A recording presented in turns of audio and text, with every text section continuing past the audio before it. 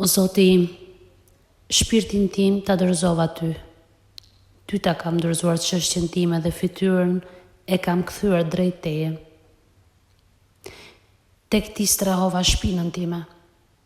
S'ka shpëtim dhe as strehim përveç se tek ti. Unë kam besuar librin që ke zbritur dhe lajmetarin që ke dërguar. Falënderimi qoftë Allahut që na jep të ham dhe të pim. Na jep veshmbathje dhe na strehon. E sa ka që nuk kanë as veshmbathje as strehim. O Zoti im, më ruaj prej dënimit tënd ditën kur do t'i ringjallësh robërit e tu.